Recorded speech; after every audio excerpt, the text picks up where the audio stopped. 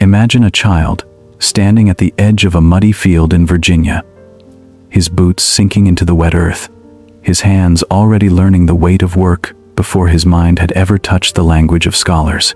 He did not come into the world with the polished promise of a prince. No tutor in London waited for him. No ancient university prepared a path beneath his feet. His future, if anyone had bothered to guess it, would have seemed narrow, practical, and forgettable. And yet history sometimes hides its thunder inside ordinary silence. Before we begin this long walk through the life of George Washington, take a quiet moment to subscribe to the channel. If stories like this help you slow down and see history as something human, your support allows us to keep bringing these nighttime biographies to life. Now, let the room grow still.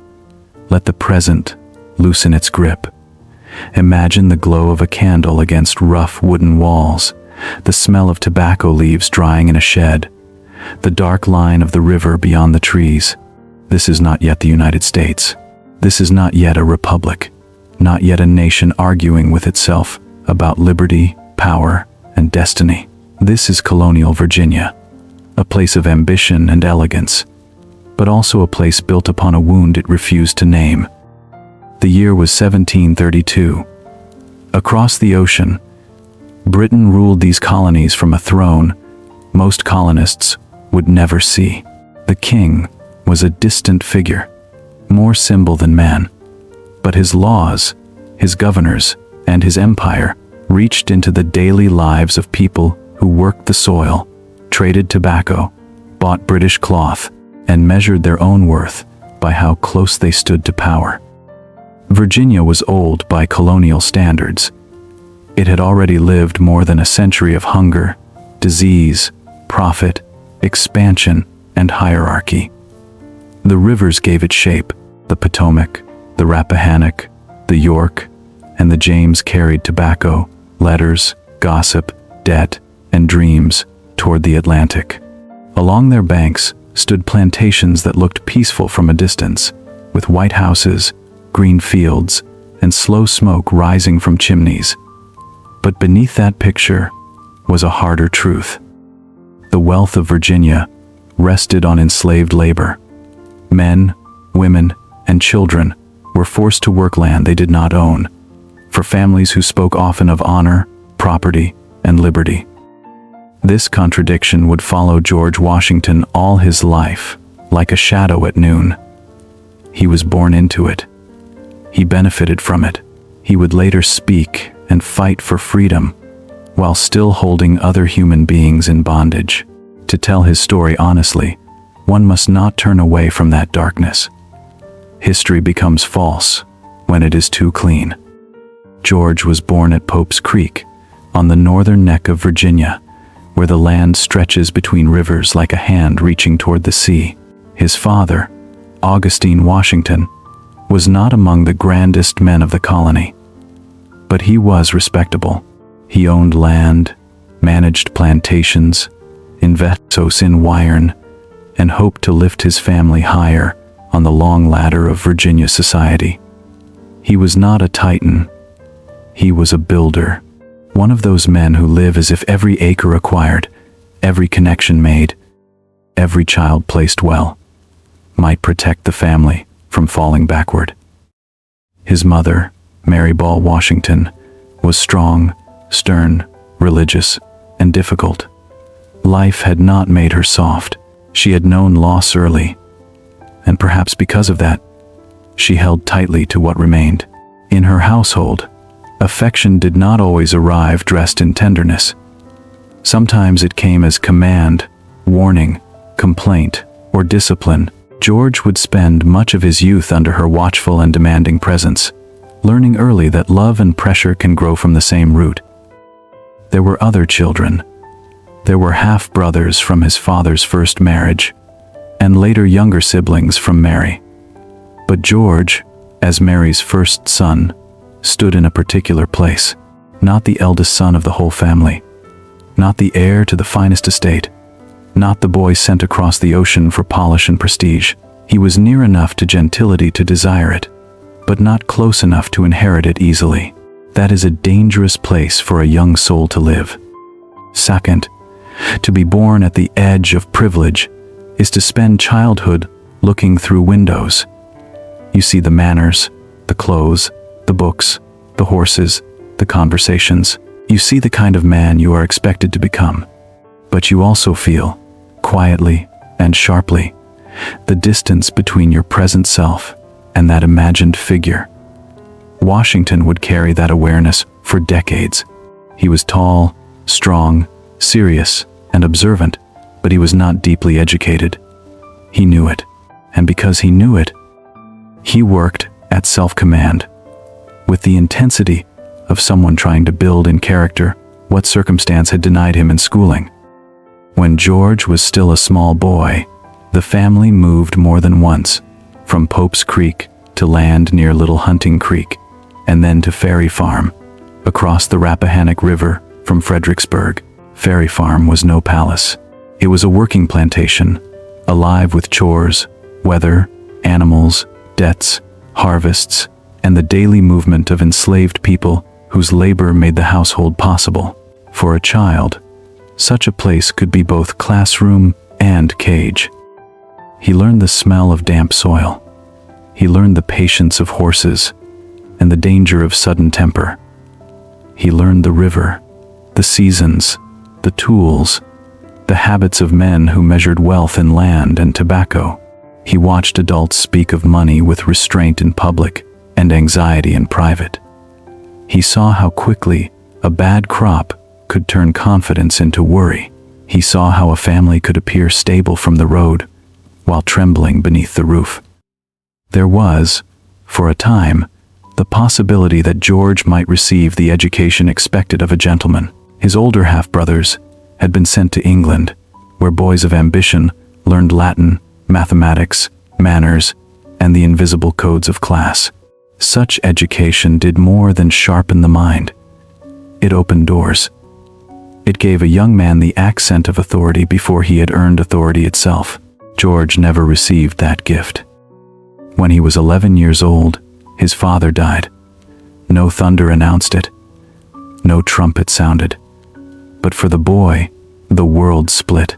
One day there was a father, a guide, a provider, a man who knew the roads of adulthood. The next day, there was absence, paperwork, property division, and a future suddenly stripped of its easier possibilities.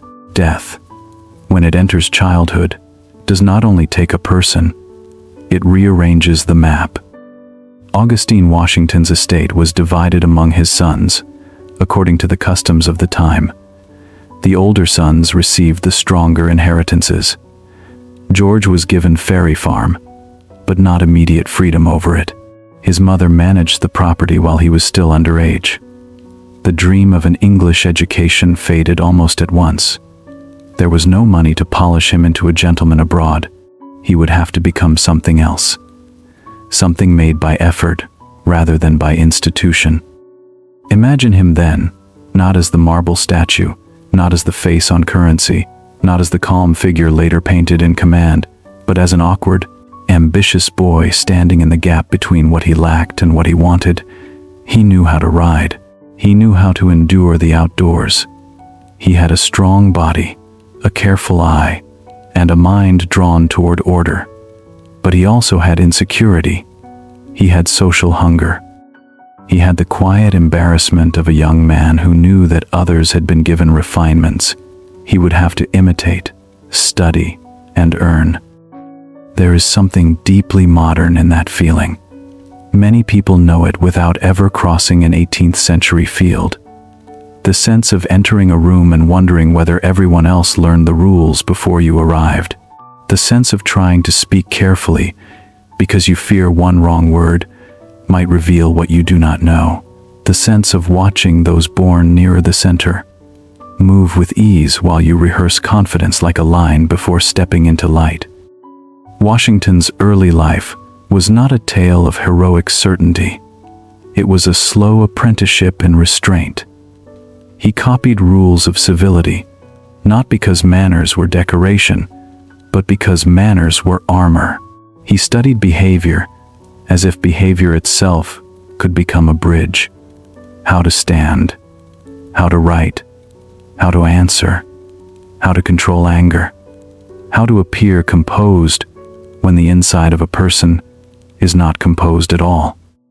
This is where the legend begins, not in battle, not in Congress, not beside a frozen river, but in the private discipline of a boy who feared being less than the world expected and decided, almost wordlessly, that he would make himself difficult to dismiss. Yet discipline alone does not create destiny. Someone must open a door. For George, that figure was his older half-brother, Lawrence Washington. Lawrence was everything George wished to become. He had education, military experience, polish, and social connection. He had served in the British forces and moved among people whose names carried weight. Where Ferry Farm could feel narrow, Lawrence's world seemed spacious. Through him, George glimpsed a version of life that was more elegant, more powerful, more possible. Lawrence lived at the estate that would later be known as Mount Vernon, overlooking the Potomac River. To George, visits there were more than family calls. They were invitations into another atmosphere. The house, the conversations, the visitors, the confidence of people who seemed born, knowing how to command attention. All of it made an impression. A young man can be changed simply by standing long enough among those who expect large things from life. Through Lawrence came the Fairfax family, among the most influential in Virginia. Their world was refined, connected, and wide. They spoke not only of crops and debts, but of empire, land, war, opportunity, and the politics of men far away. They knew how power moved before others saw it moving. And perhaps most importantly, they took notice of George. Notice is not a small thing. A young person may carry ambition for years, but when someone of standing looks at him and says, in effect, there may be something in you, ambition becomes direction. Among the Fairfaxes, George learned without sitting in a classroom. He learned at tables, in conversation, in the correction of small mistakes, in the quiet study of how gentlemen behaved when no one was explaining the rules. He learned to dance, because in that world, dancing was not merely pleasure, it was social language. He learned to dress with care. He learned to measure his speech. He learned that confidence was often a performance repeated until it hardened into habit. But the Fairfax connection gave him more than polish. It gave him a profession. Land was the great hunger of colonial Virginia. Land meant money, rank, possibility, inheritance, and control. The frontier to the west was not empty, though colonists often spoke of it as if it were. Native peoples lived, hunted, traded, fought, and negotiated there. But to Virginia planters and speculators, Western land represented the future, and someone had to measure it, mark it, divide it, and turn forest into property lines on paper. Surveying was practical work, but it required skill. It did not demand a university education. It demanded endurance, mathematics, courage, precision, and the ability to sleep under open sky without complaint. In this, Washington found a path suited to the person he was becoming. As a teenager, he joined a surveying expedition into the Shenandoah Valley. Imagine that journey, the familiar plantations falling behind, the roads becoming rougher, the settlements thinning, the trees gathering close, the nights colder, the beds harder, the food simpler. There were no grand speeches in such a life, only wet clothes, sore muscles, uncertain paths, and the daily task of converting wilderness into lines and numbers. But for George, it was freedom. The work gave him money of his own. It gave him confidence, rooted not in family name but in competence. It brought him into contact with the frontier, with risk, with men who judged less by polish than by usefulness. It taught him distance. It taught him terrain. It taught him how rivers bend, how ridges rise, how weather can ruin a plan, how a man must keep moving even when comfort disappears. Those lessons would return later, in forms he could not yet imagine. One day, armies would depend on his understanding of roads, rivers, hunger, mud, and winter.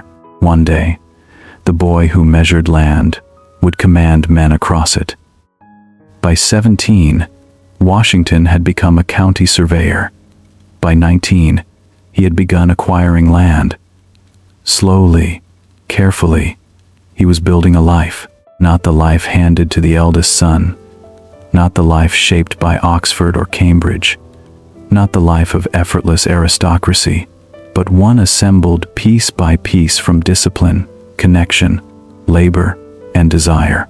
Then illness entered again. Lawrence, the brother who had opened the world to him, was wasting away from consumption. The disease moved like a slow candle burning down inside the body. It hollowed the face, weakened the breath, and turned hope into ritual. Doctors advised warmer air, as doctors often did when they had little else to offer. Lawrence chose to travel to Barbados, and George went with him. It would be the only journey George Washington ever made beyond the North American continent. He was still young, still forming, still unaware of how memory stores certain voyages as turning points. The sea carried the brothers away from Virginia toward tropical heat, bright water, and desperate hope. Barbados did not save Lawrence. Instead, George himself fell ill with smallpox, one of the most feared diseases of the age. Fever came, pain came. The body became a battlefield no courage could command. Many died from it. Many survivors carried scars for the rest of their lives. George survived. But survival always asks a price. The illness marked him physically and may have changed his future in private ways no one could fully prove. He would never have children of his own. When he returned to Virginia, Lawrence was still dying. Soon, the brother who had been mentor, model, protector, and doorway was gone. Again, death rearranged the map. George was not yet the father of a nation. He was a young man repeatedly shaped by loss. First his father, then his chance at formal education, then the brother who had guided him toward society and opportunity. But loss, strange as it is, sometimes gives a person an inheritance more powerful than property. It gives urgency. It teaches that doors do not stay open forever. It teaches that a life must be seized before it is explained. From Lawrence came not only grief, but a new path. Through the shifting of family responsibilities and connections, George stepped toward military service. He had never commanded in battle.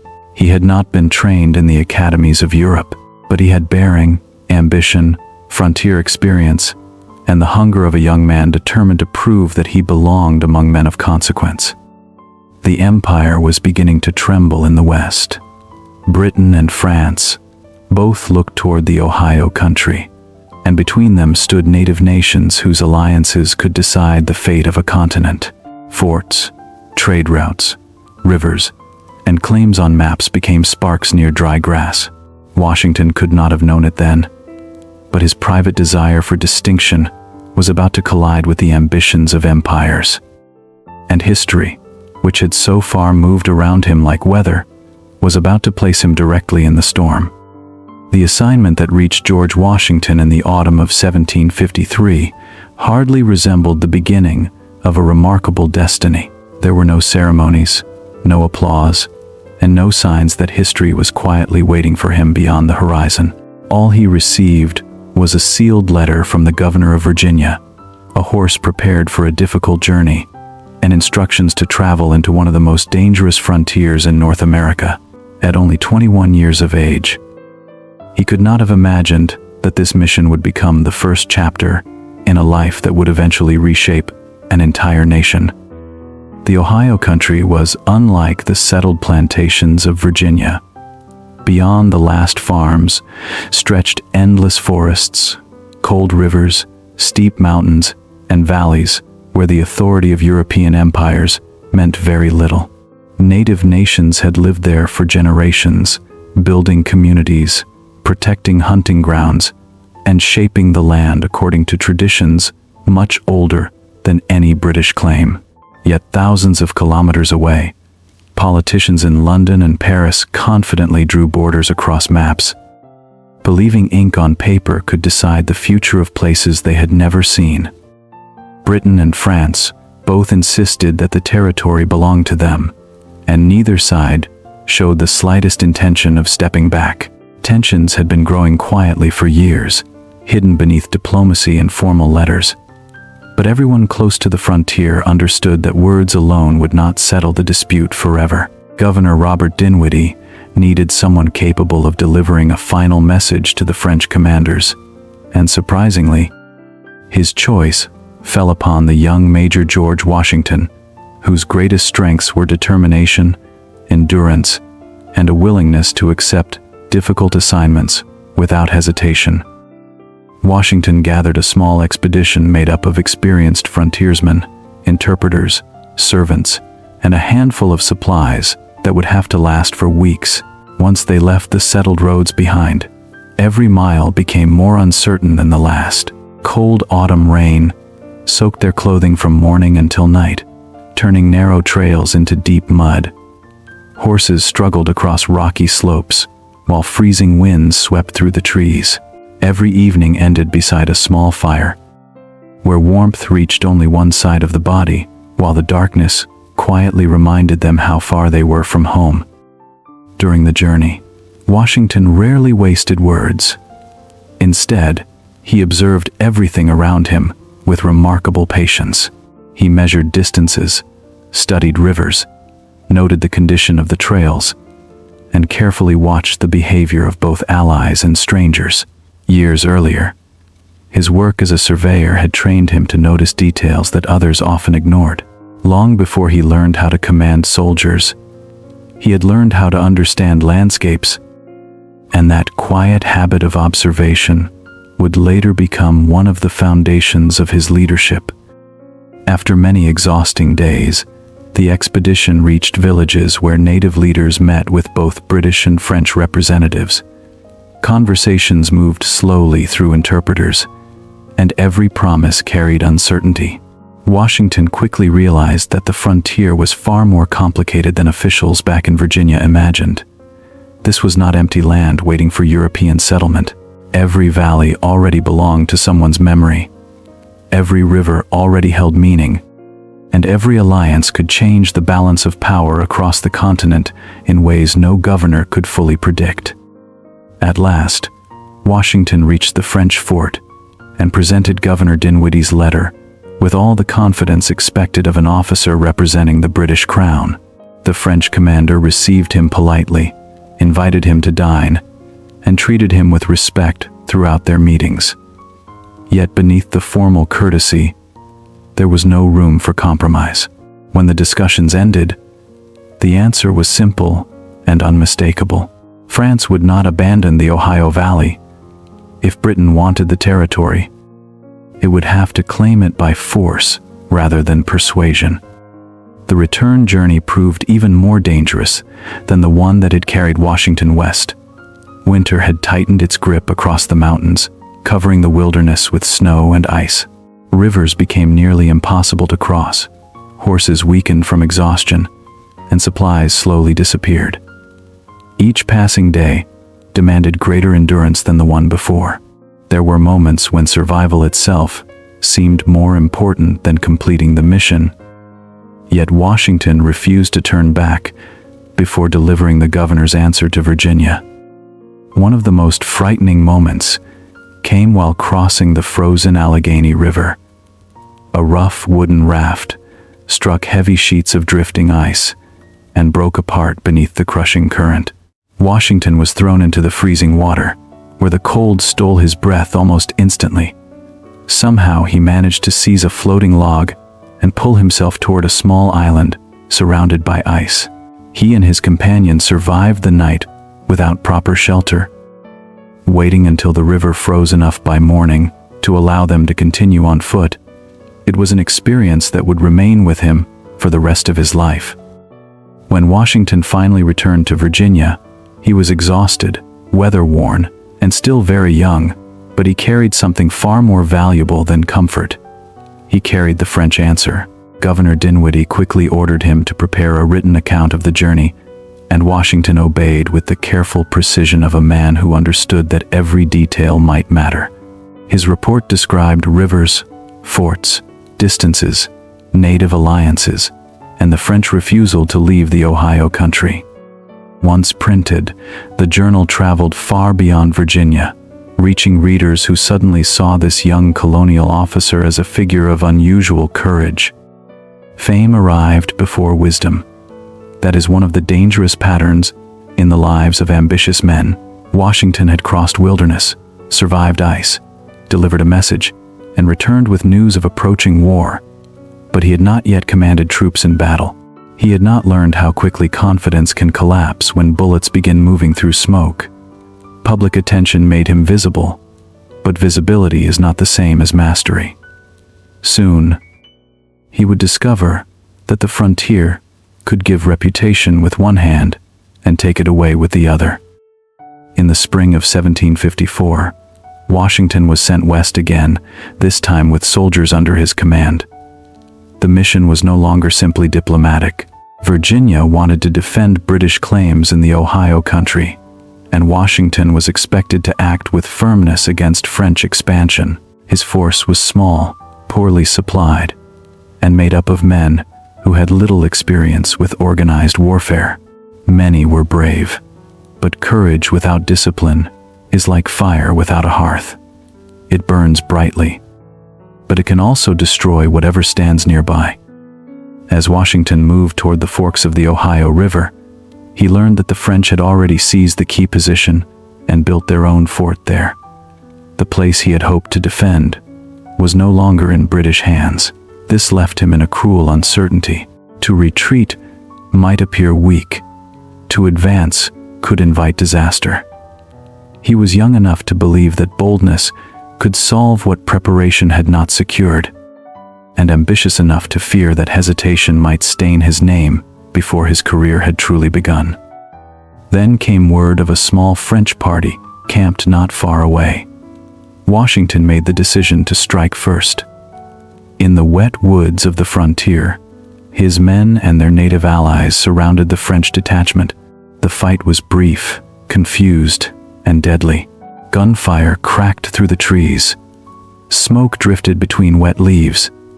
Men shouted in languages that did not always understand one another. When it ended, several Frenchmen lay dead, including their commander.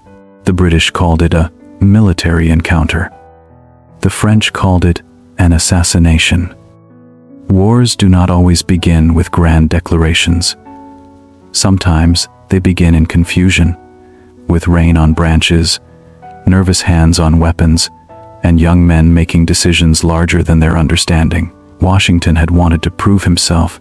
Instead, he had helped light a fuse that would burn across continents.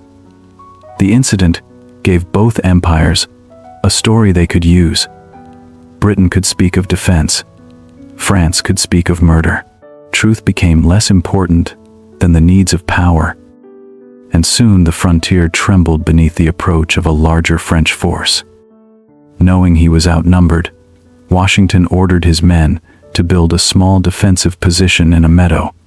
He named it Fort Necessity, a title that sounded stronger than the place itself. The fort sat on low, wet ground, surrounded by woods from which an enemy could fire down upon it. Rain turned the interior to mud. There was little protection, little comfort, and no real advantage. Yet in moments of pressure, a man often builds not where he should, but where fear and urgency force him to stop. When the French arrived, they did not need to storm the fort. They took positions in the surrounding trees and began firing steadily into the miserable enclosure. Washington's men tried to answer, but rain soaked their powder and made their weapons unreliable. Wounded soldiers cried out from the mud. Officers struggled to keep order. The day dragged on beneath gray skies, each hour making the situation more hopeless. For the first time, Washington faced the terrible loneliness of command. When men look to you for rescue and you have none to give. By evening, surrender had become unavoidable.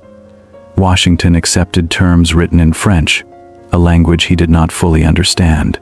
His translator, shaken and unreliable, failed to explain the danger hidden in the wording. Washington believed he was admitting defeat in battle. Instead, the document suggested that he had accepted responsibility for the killing of the French commander. It was a humiliation deeper than losing the fort. He had not only been defeated, he had been trapped by words. The young officer returned to Virginia, carrying embarrassment like a second uniform. People talked, critics judged. Some questioned whether he had acted rashly, whether ambition had outrun wisdom, whether the promising young major had revealed himself unfit for serious command. Washington resigned his commission soon afterward. At only 22 years old, his military career seemed to have ended almost before it had begun. Many men would have folded their dreams at that point and hidden them quietly inside ordinary life. But failure does not always end a person. Sometimes it strips away the soft illusions that success would have allowed to survive. Washington had learned that courage was not enough. Rank was not enough. Eagerness was not enough. The world of war was colder, more complex, and less forgiving than the world of youthful ambition. He had been embarrassed, but he had also been educated. The lesson came without mercy, yet it entered him deeply. 1 year later, another chance appeared. Britain decided to send a powerful expedition against the French position in the Ohio country, led by Major General Edward Braddock, a professional soldier with decades of experience. To colonial eyes, Braddock represented the full weight of imperial confidence. His army included disciplined regulars, artillery, supply wagons, uniforms, drums, and all the visible machinery of European warfare. Where Washington had marched with uncertainty, Braddock marched with authority. Washington joined the expedition as a volunteer aide. He had no formal command equal to his ambition, but he would be close to the general, close to decision-making, close to the kind of war he hoped to understand. Perhaps he believed that service beside a veteran officer would restore his reputation. Perhaps he simply could not bear to remain at home while history moved without him. In either case, he rode with Braddock toward the same frontier that had already humbled him once. The army moved slowly through the wilderness. Roads had to be cut through forest, thick enough to swallow sound. Wagons sank into mud. Horses strained against impossible loads. British soldiers, trained for European fields and ordered formations, struggled against heat, insects, distance, and terrain that refused to behave like the battlefields they had imagined. Washington watched with admiration, but also with unease. The regulars were disciplined, yet their discipline belonged to another world. He had seen how fighting worked in the forests. Enemies did not always form neat lines. They did not always wait to be seen. They used trees, shadows, ravines, and sudden movement. Washington understood that the wilderness itself could become a weapon. He tried, cautiously, to suggest that Braddock adapt his tactics. The general listened with the politeness powerful men sometimes offer before ignoring advice they do not respect. To him, Washington was still a young colonial volunteer.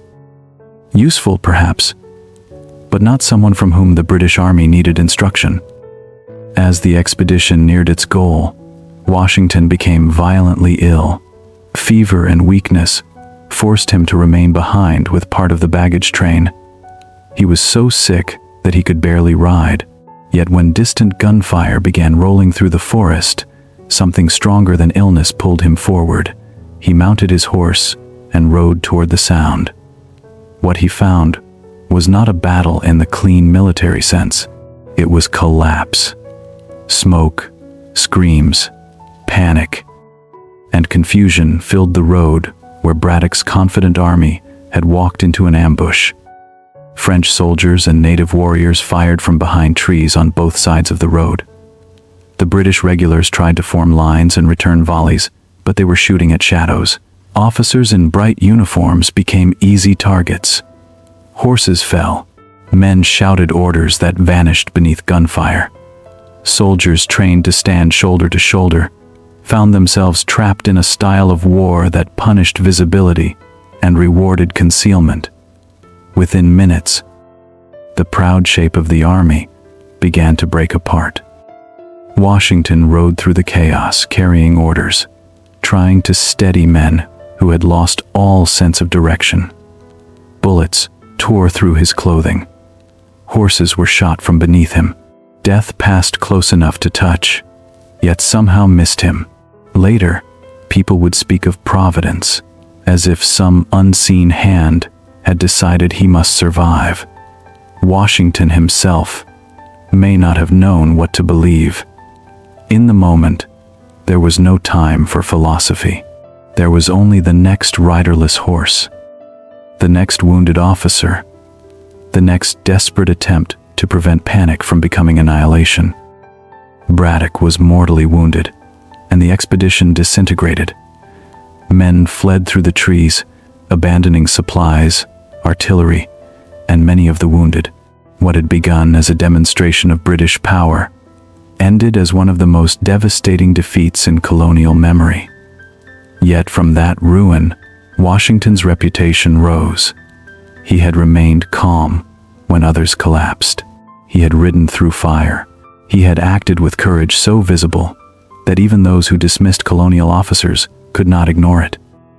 This was the strange alchemy of his early life. A small victory had led to humiliation. A great defeat had brought him honor. History does not always reward outcomes. Sometimes it remembers conduct. Washington had not won Braddock's battle, but he had shown the quality people long for in moments of terror. He had stayed upright when the world tilted. He had kept moving when fear invited retreat. And in a young nation not yet born, that image began to matter. The months that followed transformed Washington from an ambitious young officer into one of the most recognizable military figures in Virginia. He was only 23 years old when responsibility for defending the colony's western frontier rested upon his shoulders. On paper, the appointment appeared honorable. In reality, it was an almost impossible burden. The frontier stretched across hundreds of kilometers of forests, mountains, scattered settlements, and isolated farms.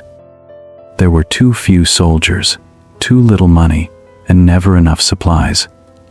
Every request for reinforcements seemed to travel more slowly than the dangers themselves. Life along the frontier bore little resemblance to the elegant image of colonial society found in the great plantation houses of eastern Virginia. Families lived in rough cabins, surrounded by endless wilderness. Every unfamiliar sound after sunset could become a reason for fear. Smoke rising in the distance might mean nothing more than a hunter's fire, or it might signal another settlement under attack. Mothers learned to sleep lightly. Fathers kept loaded muskets close to the door. Children grew accustomed to silence in ways that children never should. Washington spent these years riding almost constantly from one outpost to another. The roads were poor, the weather unforgiving, and the work endlessly repetitive. There were forts to inspect, officers to discipline, frightened civilians to reassure, and endless letters to write to politicians who often seemed unable to understand the realities of frontier life. Sometimes he rode for days, only to discover that the information he had been given was already outdated. On the frontier, yesterday's news could easily become today's disaster. These years rarely appear in paintings or dramatic films, because little happened that looked glorious. There were no famous victories that school children would later memorize. Instead, there were long weeks filled with fatigue, frustration, and administrative burdens. Yet leadership is often shaped more by ordinary days than extraordinary ones. Washington learned how difficult it was to keep men loyal when food was scarce. He learned that discipline required consistency rather than anger. Above all, he learned that patience could accomplish what excitement never could. The young commander also began to understand something about power that many leaders discover too late. Authority alone does not make people follow. Rank can force obedience for a moment, but trust must be earned over time. Soldiers watched every decision he made. They noticed whether he shared their hardships or avoided them. They remembered whether promises became actions. Slowly, without realizing it, Washington was building a reputation not simply for courage, but for steadiness. By the year 1758, the balance of the war had begun to change. A new British commander, General John Forbes, organized another campaign against the French stronghold that had frustrated previous expeditions. Unlike earlier efforts, this one moved carefully. Roads were improved, supplies were planned with greater attention, and unnecessary risks were avoided. Washington joined the expedition, now older, quieter, and carrying lessons purchased through failure rather than borrowed from confidence. When the combined force finally approached Fort Duquesne, they discovered something unexpected. The French had abandoned the position after realizing they could no longer defend it. Before leaving, they destroyed much of the fort themselves, denying their enemies the satisfaction of capturing it intact. After years of struggle, the Ohio Valley had shifted into British hands, not because of one dramatic battle, but because patience, logistics, and changing circumstances had accomplished what reckless courage never could. For Washington, the campaign marked the end of one chapter and the beginning of another. After nearly 5 years connected to military service, he decided to resign his commission and return home. Some men leave war with celebrations waiting for them. Others return carrying only exhaustion and memories they cannot easily explain. Washington returned to Mount Vernon with experience that had aged him beyond his years. He had entered military life seeking distinction. He left it understanding responsibility. Mount Vernon itself was changing. Through family inheritance and complicated legal arrangements following the deaths of Lawrence Washington and his daughter, the estate gradually became George Washington's home. Overlooking the Potomac River, it was not yet the grand residence that later generations would admire, but it offered something he had not known for many years: instability. After seasons spent sleeping beneath canvas, riding through storms, and watching uncertainty govern each new day, the quiet rhythm of plantation life must have felt almost unreal. It was during this period that another turning point quietly entered his life. Her name was Martha Dandridge Custis. She was recently widowed, intelligent, practical, and among the wealthiest women in Virginia. Unlike many women of her time, she possessed experience managing large estates and understood both business and responsibility. People naturally noticed her fortune, but those who knew her also spoke of her calm judgment and warm temperament. She had already endured sorrow, and sorrow often gives people a different way of seeing the world. When George and Martha met, neither resembled the carefree young lovers celebrated in romantic stories. Both had lived through disappointment. Both understood that life rarely follows the plans imagined in youth. Perhaps that is why their relationship developed with quiet confidence rather than dramatic passion. Respect came first. Affection followed naturally. Each seemed to recognize in the other a steadiness that could survive whatever the future might bring. They married early in the year 1759. The ceremony itself was modest compared with the significance it would later hold. Martha brought with her 2 young children from her first marriage, along with extensive land, financial security, and responsibilities that would now become Washington's as well.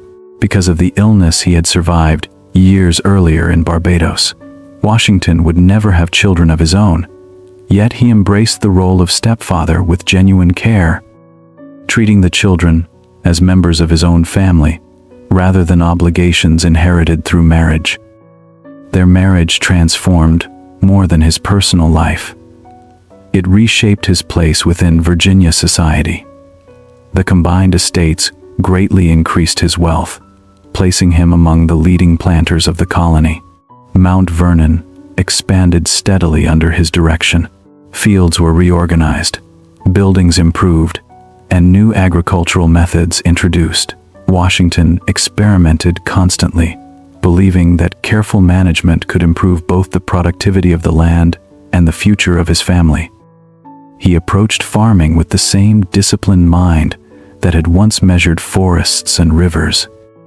To later generations, Mount Vernon often appears almost peaceful, a graceful estate overlooking calm water beneath broad skies. Yet, beneath that beauty, remained the same painful contradiction that shaped colonial Virginia from the beginning. Hundreds of enslaved men, women, and children labored on the property, producing the wealth that sustained its elegance. Washington supervised the estate, purchased enslaved workers, recorded their labor, and benefited directly from a system that denied others their freedom. This truth cannot be separated from his story, because history loses its honesty whenever admiration becomes blindness. For nearly 16 years, Washington lived what seemed to be the ideal life of a successful Virginia gentleman. Mornings were filled with estate management, correspondence, and agricultural planning. Afternoons often included riding across his lands or meeting neighboring planters. Evenings brought guests, conversations, music, and dinners that reflected the growing prosperity of Mount Vernon. To an outside observer, it appeared that his restless years of danger had finally ended. Yet beneath the calm surface, something larger was changing across the Atlantic Ocean. The British Empire had emerged victorious from a costly global war, but victory carried an enormous financial burden. Parliament believed the American colonies should help pay those expenses. Taxes increased. Regulations multiplied. Decisions affecting colonial lives were made by officials thousands of kilometers away, men who had never stood beside Virginia's rivers or walked through its tobacco fields. At first, Washington remained what he had always been, a loyal British subject. He had worn the king's uniform. He had fought alongside British soldiers. He admired many aspects of British law and tradition. Rebellion was not yet part of his imagination, but each new act passed by Parliament slowly changed something within him. The issue was never only money. It was something more personal. If distant politicians could tax property without the consent of those who owned it, then what protection did property truly possess? These questions settled quietly in his mind, growing stronger with each passing year. They were not yet loud enough to change his life, but they no longer allowed him complete peace. The comfortable world he had worked so hard to build at Mount Vernon was beginning to shift beneath his feet. Without realizing it, Washington stood at the edge of another transformation, one far greater than anything the frontier had demanded from him. Soon, the planter would be asked to become something he had never intended to be once again. For many years, Washington believed that his greatest battles were behind him. The frontier had tested his endurance. Military service had taught him patience. Marriage had brought stability to Mount Vernon, and the quiet routines of plantation life seemed to promise the peaceful future he had once imagined while riding through cold forests and lonely mountain passes. Each morning began with estate business, fields to inspect, letters to answer, merchants to meet, and endless decisions about crops, livestock, and trade. It was an orderly life, and after years of uncertainty, order itself felt like a reward. Yet peace has a strange habit of hiding the first signs of change. Sometimes history does not arrive with armies crossing borders or cannons shaking the earth. Sometimes it begins with documents signed in distant buildings by men who will never witness the consequences of their own decisions. While Washington supervised workers along the banks of the Potomac, politicians in London searched desperately for new sources of revenue. The British Empire had emerged victorious from a costly global conflict, but victory had left behind enormous debt that someone would eventually be expected to pay. From the viewpoint of Parliament, the solution appeared reasonable. The American colonies had benefited from British protection during the war, so the colonies should contribute more toward the expense of maintaining that protection. Taxes already existed throughout the empire, and many members of Parliament believed they possessed every legal right to introduce new ones. On paper, the policy looked practical. From thousands of kilometers away, the colonies appeared less like living communities and more like figures written across a financial ledger. Life inside the colonies looked very different. People there did not believe they were refusing responsibility. Many willingly paid taxes approved by their own colonial assemblies. What troubled them was something deeper than money. They objected to being taxed by a parliament in which they had no representatives. To many colonists, the issue touched the very meaning of ownership itself. If a government could reach into a man's property without his consent, then perhaps the property never truly belonged to him in the first place. Washington watched these developments carefully. He was not naturally drawn toward revolution. Unlike some fiery voices of the time, he did not enjoy public confrontation or dramatic speeches. Years of military service had taught him caution. He preferred order to chaos, stability to excitement, and gradual solutions to reckless action. He remained proud of his service under the British flag, and he still considered himself a loyal subject of the crown. If anyone had told him during those quiet years that he would one day lead an army against Britain itself, he might have dismissed the idea as impossible. The Stamp Act became the first great turning point. Legal documents, newspapers, licenses, and many printed materials would now require official stamps purchased from the British government. The tax itself was not financially devastating for someone of Washington's wealth. That was never the heart of the matter.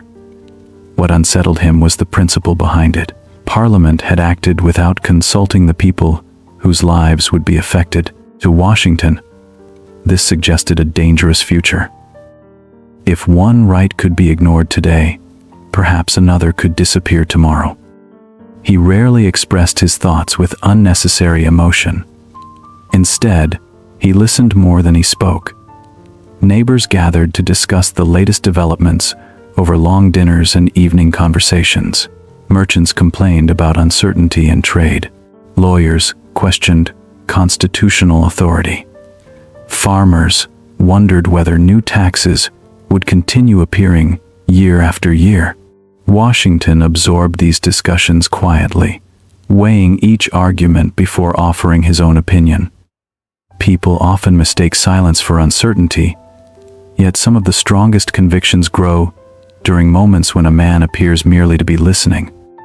When Parliament eventually repealed the Stamp Act, relief spread throughout the colonies. Many hoped the crisis had ended. Washington also wished for reconciliation.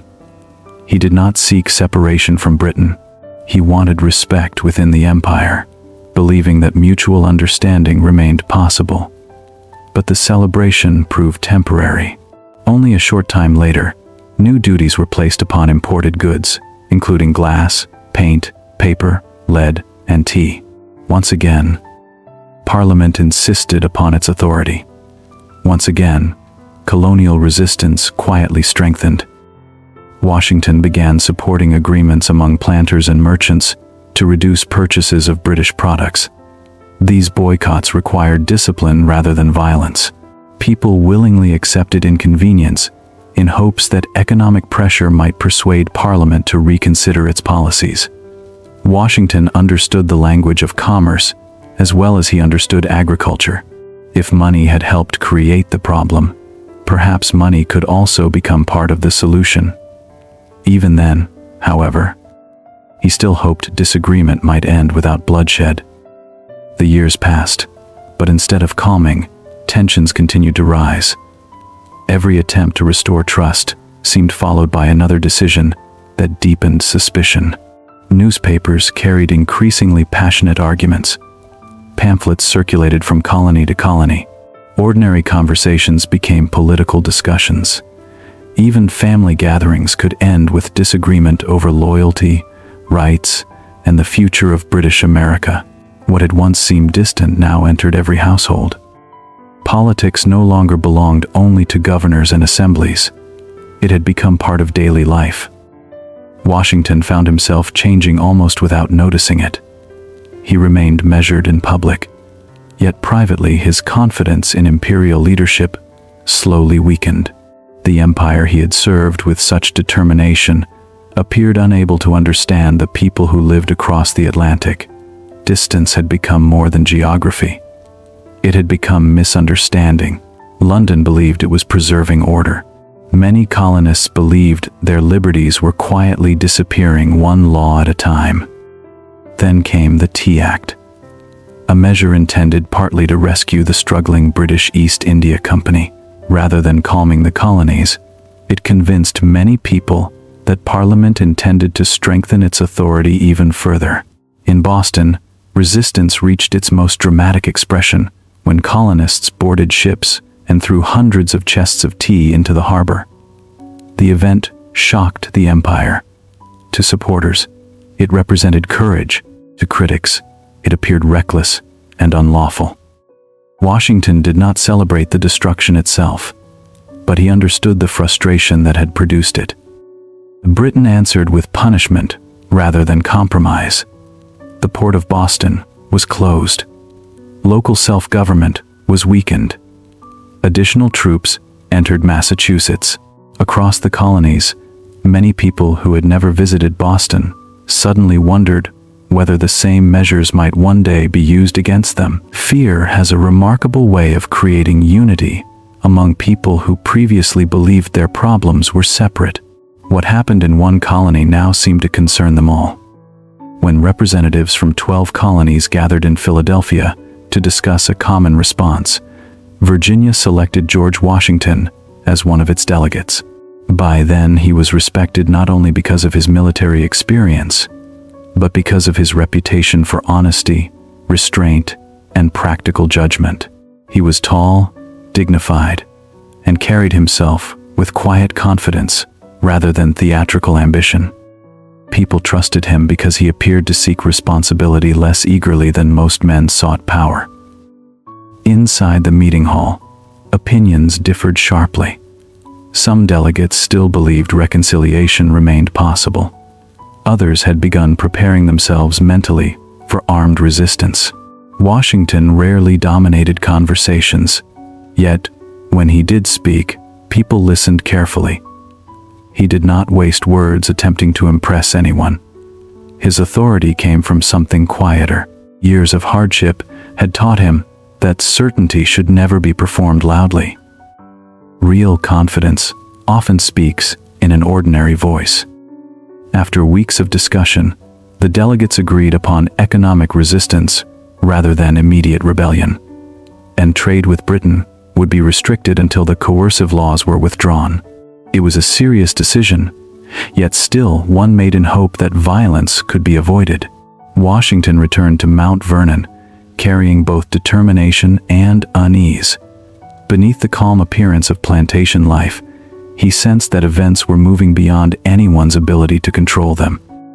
During the following months, he quietly prepared for possibilities he still prayed would never arrive. Local militia units received greater attention. Military manuals returned to his desk. Equipment was inspected. Horses were kept ready. Washington did not know whether war would truly come, but experience had already taught him that waiting until danger appeared was often waiting too long. While others argued about what might happen, he began preparing for what could happen. Then, during the spring of 1775, the news finally reached Virginia. British soldiers marching toward Concord had exchanged gunfire with colonial militia at Lexington. Men lay dead upon the village green. No declaration of war had been issued, yet blood had already answered questions that politicians had failed to settle. The long argument between Parliament and the colonies had crossed a line from which neither side could easily return. Washington read the reports with unusual silence. Somewhere deep inside, he understood that the peaceful future he had built at Mount Vernon was slipping away. The careful routines of farming, the evenings beside the Potomac, the quiet satisfaction of improving his estate, all of it suddenly felt fragile. History was calling once again, not with excitement, but with obligation. He had spent years trying to become the ideal planter. Now, circumstances were asking whether he would once more become a soldier. When the Second Continental Congress gathered in Philadelphia during the late spring of 1775, the delegates understood that they faced a crisis unlike any the colonies had known before. Fighting had already begun around Boston. Farmers, craftsmen, merchants, and volunteers had surrounded British troops. Yet what stood outside the city could hardly be called a true army. There were thousands of determined men, but determination alone could not create discipline. They lacked organization, supplies, and a single commander capable of holding them together. Washington arrived wearing the blue and buff uniform of the Virginia militia. He did not wear it as a display of vanity. To him, it was simply honest clothing for the circumstances. Still, appearances carry meaning in politics. Delegates from the northern colonies noticed the tall officer from Virginia. Delegates from the southern colonies saw one of their own, prepared for military service. Without saying very much, Washington reminded everyone that the struggle unfolding around Boston no longer belonged only to New England. It was becoming the concern of every colony. Inside the Congress, conversations stretched late into the evening. Some still hoped that the conflict could be contained before it became a full rebellion. Others believed the colonies had already crossed a point beyond peaceful return. Among all the difficult questions before them, one stood above the rest. If there was to be an American army, who could possibly command it? Choosing the wrong man might divide the colonies before the war had truly begun. John Adams of Massachusetts surprised many delegates when he proposed George Washington for the position. The nomination reflected more than military experience. Washington had served during the frontier wars. He possessed personal wealth, and therefore seemed unlikely to seek the position for financial gain.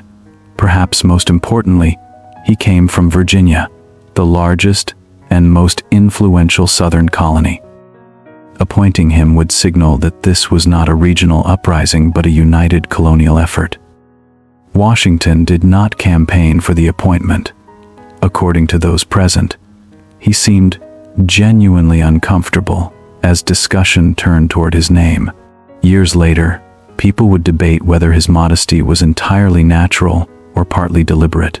Whatever the answer, there is little doubt that he understood the enormous weight of the responsibility. Commanding an army of inexperienced volunteers against the strongest military empire in the world was not an opportunity many sensible men would eagerly seek. When Congress voted unanimously to appoint him commander-in-chief, Washington accepted with remarkable humility. He admitted openly that he doubted whether he possessed abilities equal to such a task. Rather than requesting wealth or privilege, he declined a salary and asked only that his personal expenses be reimbursed. It was a symbolic decision, yet symbols matter during uncertain times. By refusing profit, he quietly reminded both Congress and the soldiers that he intended to serve a cause rather than enrich himself. That evening, Washington wrote to Martha from Philadelphia. His words revealed none of the triumph people might expect after receiving history's highest military command. Instead, They carried the quiet sadness of a husband preparing to leave home once again. He knew that the road ahead might end in defeat, disgrace, or death. He also knew that accepting the position would take him away from Mount Vernon for an unknown length of time. After finally building the peaceful life he had long desired, he was preparing to walk away from it voluntarily. A few days later, he mounted his horse and began the long journey north toward Massachusetts. The roads passed through towns alive with uncertainty. People gathered outside inns to discuss the latest rumors from Boston. Wagons carrying supplies moved slowly toward the army. Church bells marked ordinary days that no longer felt ordinary. Everywhere Washington traveled, he encountered faces searching for reassurance. Many had never seen him before. Yet they looked upon him with the quiet hope people often place in strangers when familiar institutions begin to fail. Early in the month of July, Washington finally reached the outskirts of Boston. What awaited him was both encouraging and deeply troubling. Nearly 14,000 men surrounded the city, but they resembled separate militias more than a unified army. Uniforms differed from one regiment to another. Many soldiers wore ordinary farming clothes. Some carried muskets of different sizes and conditions. Officers had often been elected by the men they commanded rather than appointed according to military experience. Enthusiasm filled the camps, but discipline remained fragile. Washington spent his first days observing rather than issuing dramatic commands. Years earlier, surveying had taught him to study the ground before making decisions, and that habit remained with him. He inspected fortifications, spoke with officers, reviewed supply records, and quietly assessed the strengths and weaknesses of the force now entrusted to his care. The picture became clearer with every passing hour. The army possessed courage in abundance, but courage alone would never defeat professional British soldiers. He immediately began introducing order wherever he could. Chains of command were clarified. Daily routines became stricter. Guards were expected to remain at their posts. Officers were reminded that leadership required example before authority.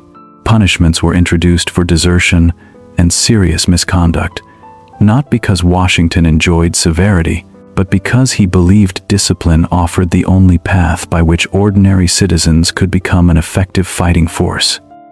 Many soldiers disliked the new rules at first, yet Washington understood that affection alone could never win a war.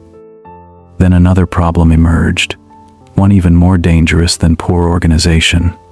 After examining available supplies, Washington discovered that the army possessed astonishingly little gunpowder. If the British launched a determined attack, many American soldiers would exhaust their ammunition within a single afternoon. The discovery chilled him. He understood immediately that panic spreading through the camps would be almost as dangerous as the shortage itself. Therefore, he chose silence. Only a handful of trusted officers learned the full truth. Instead of revealing weakness, Washington deliberately projected confidence. Work on defensive positions continued day and night. Patrols remained active. Artillery was displayed whenever possible. Every visible movement suggested readiness, even though the army lacked the resources to sustain a major battle. It became one of the greatest bluffs of the war. Fortunately for the Americans, British commanders never realized how vulnerable their opponents truly were. Sometimes victory begins not with strength itself, but with convincing the enemy that strength exists. Another challenge appeared as the months passed.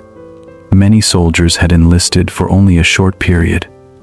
When those enlistments expired, entire companies prepared to return home, regardless of the unfinished war. Washington found himself rebuilding his army, while simultaneously trying to keep the siege around Boston intact. Almost every week brought fresh concerns about recruitment, clothing, food, tents, medicine, and pay. Commanding an army, he discovered, required far more than planning battles.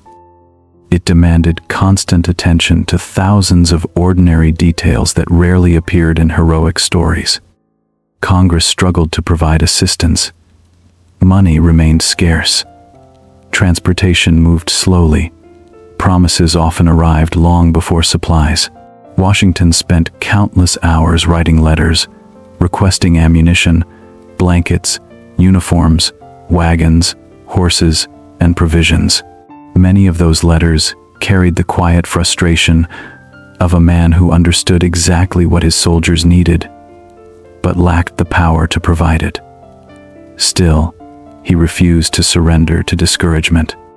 Every obstacle simply became another problem, requiring patient effort rather than emotional complaint. Throughout that difficult summer and autumn, Washington developed a habit that impressed many observers. Almost every day, he rode through the camps, speaking with officers, inspecting defenses, and allowing ordinary soldiers to see him with their own eyes. He understood something that cannot easily be measured. Men are often willing to endure hardship longer when they believe their leader shares it. Distance creates suspicion. Presence creates trust. By remaining visible, Washington slowly transformed himself from a distant commander appointed by Congress into a familiar figure whose determination strengthened the morale of the army itself. The months passed without a decisive battle, yet something important was happening beneath the surface. The scattered collection of colonial volunteers was gradually becoming a single army. Differences between colonies slowly faded as men trained, suffered, and waited together. They no longer thought only as citizens of Massachusetts, Virginia, Connecticut, or Pennsylvania. Without fully realizing it, they were beginning to think of themselves as Americans. And standing quietly at the center of that slow transformation was the man who had once believed his greatest ambition was simply to become a respected planter beside the Potomac River. Throughout the winter, the siege around Boston settled into an exhausting rhythm that tested patience more than courage. The British Army remained inside the city, protected by strong defensive positions and supported by the Royal Navy anchored in the harbor.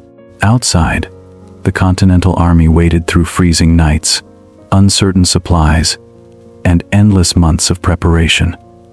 There were days when nothing seemed to happen at all, yet beneath the quiet surface, both sides understood that every passing week carried them closer to a confrontation that neither could avoid forever. Washington refused to waste those months. While many people expected dramatic action, he concentrated on building an army capable of surviving a long war. Recruits practiced marching until movements became instinct. Officers learned that discipline meant far more than shouting orders. Blacksmiths repaired weapons whenever possible. Carpenters strengthened fortifications, and wagons carried food across roads made nearly impassable by snow and ice. Progress came slowly, almost invisibly. But Washington had begun to understand that lasting victories are often prepared during seasons when nothing appears to change. The greatest problem remained artillery. Without heavy cannon, driving the British from Boston seemed almost impossible. Then an extraordinary plan emerged. A young officer named Henry Knox proposed transporting dozens of captured cannons from Fort Ticonderoga across hundreds of kilometers of wilderness during the heart of winter. The idea sounded almost impossible. Massive guns, weighing thousands of kilograms, would have to cross frozen rivers, steep mountains, forests, and roads buried beneath snow. Many doubted it could ever succeed. Washington listened carefully before approving the plan. Throughout his life, he had learned to recognize determined men willing to attempt what others dismissed as unrealistic. Knox organized sledges, teams of oxen, skilled drivers, and local assistance wherever it could be found. Week after week, the enormous artillery slowly moved south, through storms and bitter cold. Villagers gathered beside the roads in disbelief as iron cannons crawled across frozen landscapes like ancient creatures refusing to surrender to winter. When the artillery finally reached the American camp, Washington realized that the opportunity he had patiently awaited had finally arrived. Overlooking Boston stood a series of hills whose strategic importance both sides understood well. Among them, Dorchester Heights dominated the city and the harbor below.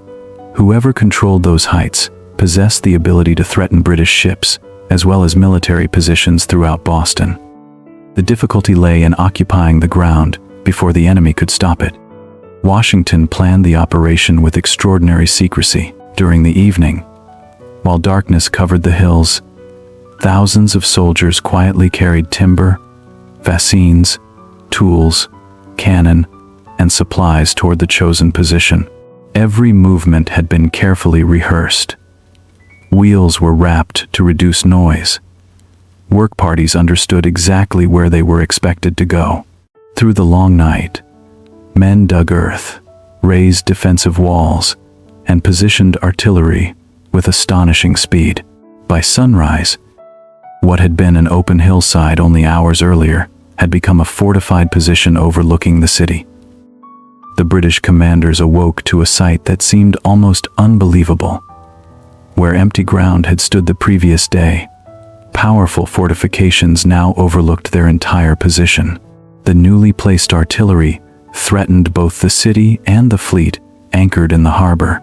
Some officers reportedly wondered whether the Americans had accomplished the work through magic rather than labor. In reality, it had been achieved through careful planning, relentless preparation, and the disciplined effort of thousands of ordinary soldiers working together in darkness. General William Howe immediately recognized the danger. If Washington remained on Dorchester Heights, the British position in Boston could no longer be maintained safely. Plans were quickly made for a major assault against the American defenses. Soldiers prepared for battle. Transports gathered. Officers organized attack formations. Another bloody confrontation seemed only hours away. Throughout the American camp, everyone understood that the coming day might determine the future of the entire war. Nature, however, sometimes changes history without asking permission from generals. Before the British assault could begin, a violent storm swept across the harbor. Fierce winds, heavy rain, and rough seas made an organized landing almost impossible. Ships struggled against the weather. Visibility disappeared beneath clouds and mist. The attack had to be postponed. By the time conditions improved, Washington's fortifications had grown even stronger. What might have been vulnerable during the first hours had become a position far more difficult to capture. General Howe faced a painful decision. Launching an assault promised terrible casualties with no guarantee of success. Remaining inside Boston invited gradual destruction under American artillery. After careful consideration, the British chose a third option. They would leave the city altogether.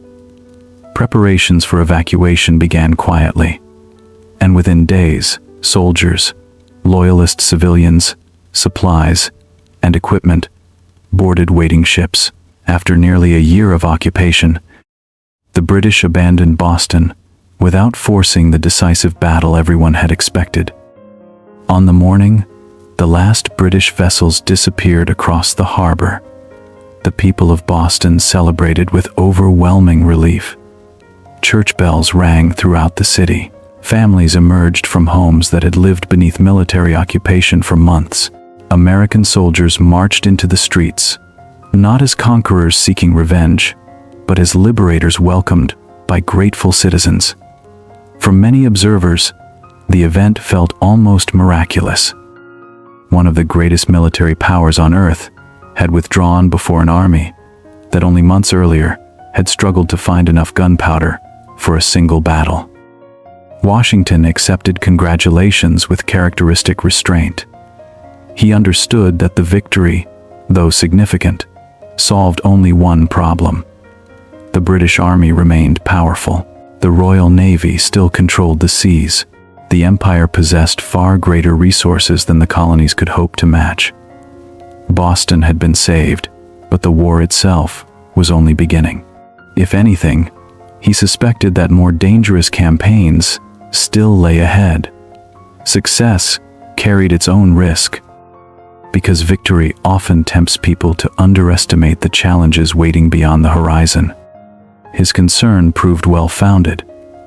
Reports soon reached headquarters that British commanders were preparing a much larger operation against New York. Unlike Boston, New York occupied a position of enormous strategic importance. Its magnificent harbor allowed fleets to enter easily from the Atlantic. Rivers connected it to the interior, making it a vital center for transportation, commerce, and communication. Whoever controlled New York could influence nearly every future campaign in the northern colonies. Washington immediately ordered the Continental Army to leave Boston and begin the difficult march south. The movement required remarkable organization. Thousands of soldiers, horses, wagons, artillery pieces, tents, and supplies stretched across the roads of New England like an endless procession. Every bridge had to support heavy equipment. Every village became a temporary stopping place. Every delay threatened to leave the army unprepared for the next confrontation. Yet despite the enormous logistical challenge, the movement unfolded with growing professionalism, reflecting how much the army had matured since Washington first assumed command. As the soldiers approached New York, Washington spent long hours studying maps, inspecting shorelines, and considering every possible point where the British might attempt a landing. He knew the enemy would almost certainly arrive with overwhelming naval superiority. Defending an island against such a force would test every lesson he had learned throughout his life. The forests of the frontier, the failures at Fort Necessity, the chaos of Braddock's defeat, and the long months outside Boston had all prepared him for this moment. Yet deep inside, he also sensed an uncomfortable truth. The greatest trial of his career was no longer somewhere in the future. It was waiting just beyond the horizon, carried toward him by the sails of the largest expeditionary force the British Empire had ever sent across the Atlantic. By the summer of 1776, the war had entered an entirely different scale. The British government had no intention of allowing the rebellion to grow unchecked. Across the Atlantic, one of the largest military expeditions ever assembled by the Empire was preparing to strike. Hundreds of transport ships, powerful warships, experienced generals, and tens of thousands of professional soldiers crossed the ocean with a single objective. They would capture New York, crush the Continental Army, and end the rebellion before it could become a true revolution. Washington watched the horizon with growing concern. Unlike Boston, New York offered countless places where an enemy fleet could land. The city stood on islands, surrounded by wide rivers and deep harbors. Wherever he concentrated his defenses, another shoreline remained exposed. He studied maps until late into the night, rode for hours inspecting fortifications, and questioned engineers about every hill, road, and crossing. The more carefully he examined the landscape, the clearer one uncomfortable truth became. He could not defend every position at once. Still, abandoning the city without resistance seemed impossible. New York was too important, both strategically and emotionally. Losing it without a fight might shatter public confidence before the young nation had fully found its identity. Washington therefore chose the only course he believed remained. He would defend the city as long as he reasonably could, while searching constantly for opportunities to preserve his army if the situation became hopeless. But now, experience had begun, replacing youthful pride. He no longer believed that every battle had to be won. Sometimes survival itself became the greater victory. During those weeks, another extraordinary event unfolded far from the sound of cannon fire. Delegates meeting in Philadelphia reached a conclusion that only a year earlier would have seemed unimaginable. After months of petitions, negotiations, and failed attempts at reconciliation, they declared that the American colonies were no longer subjects of the British Crown. They announced themselves as free and independent states. The declaration did not instantly create a nation. It simply declared that one would now have to be defended. When the document reached the army, Washington ordered it to be read aloud before the assembled soldiers. Many listened in silence. Others raised quiet cheers. Some scarcely understood the full political meaning of the words. What they did understand was simpler. They were no longer fighting to persuade the king. They were now fighting for the survival of something entirely new. The struggle had changed its name, but the danger surrounding them remained exactly the same. Only weeks later, the British fleet finally appeared. Ship after ship filled the waters around New York, until the horizon itself seemed covered with masts and white sails. Veteran soldiers stepped ashore in disciplined formations, while artillery, horses, wagons, and endless supplies followed behind them. Among the arriving forces were German auxiliaries hired by the British government, professional troops whose reputation alone caused unease throughout the colonies. Many American soldiers had never witnessed such military power gathered in one place. Washington rode along his defensive lines, speaking calmly with officers and encouraging ordinary soldiers wherever he could. He understood that fear spreads quickly through an inexperienced army. If panic took hold before the fighting even began, the battle might already be lost. Outwardly, he appeared composed, but privately, he knew the truth. Many of his men had received only limited training. Some had never stood beneath enemy fire. They were about to face one of the finest armies in the world. The first major clash came on Long Island. British commanders executed a carefully planned attack, using experienced troops to outmaneuver the American defenses. Hidden roads allowed large numbers of British soldiers to move around Washington's left flank without being detected until it was too late. Suddenly, thousands of Continental soldiers found themselves attacked from several directions at once. Confusion spread across the battlefield. Units became separated. Officers struggled to restore order, while musket fire echoed across fields already covered with smoke. The Americans fought with determination, but courage could not erase the advantages held by the British.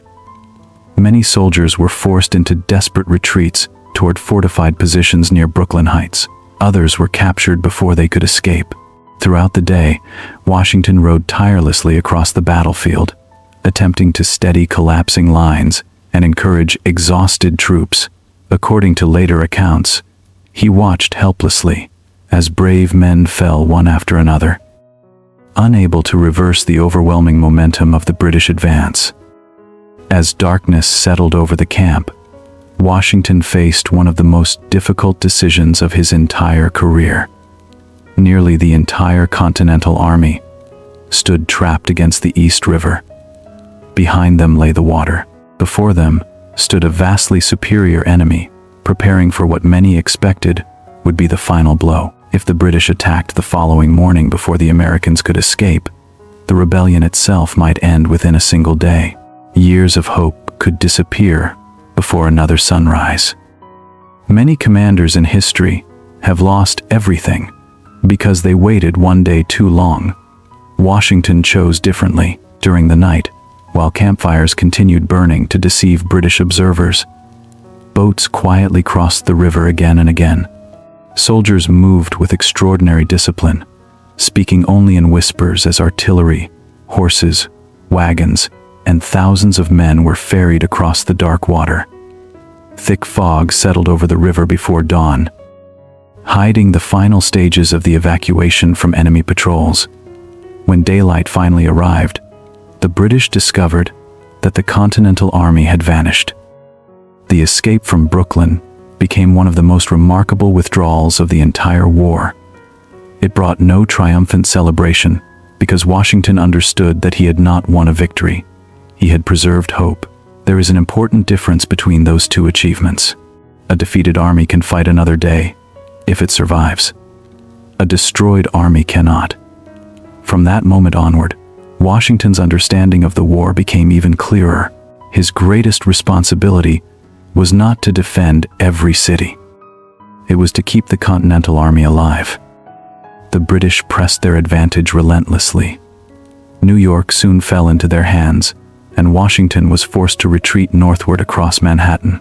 Skirmishes erupted repeatedly as British forces pursued the withdrawing Americans. Each new position seemed harder to defend than the last. Soldiers marched through rain, dust, and growing discouragement. Supplies continued to disappear. Enlistments approached their expiration dates. Many wondered privately whether independence had already become an impossible dream. Then came another painful defeat at White Plains. Once again, British maneuvering forced Washington to abandon ground he had hoped to hold. Forts that had appeared secure only days earlier were lost. Prisoners filled British camps. Newspapers carried discouraging reports from the front. Critics questioned Washington's judgment with increasing confidence. Some members of Congress quietly wondered whether another commander might achieve better results. The same man who had liberated Boston now seemed unable to stop one defeat after another. Yet Washington refused to surrender to despair. Years earlier, after the disaster at Fort Necessity, he had learned that failure often reveals possibilities invisible during success.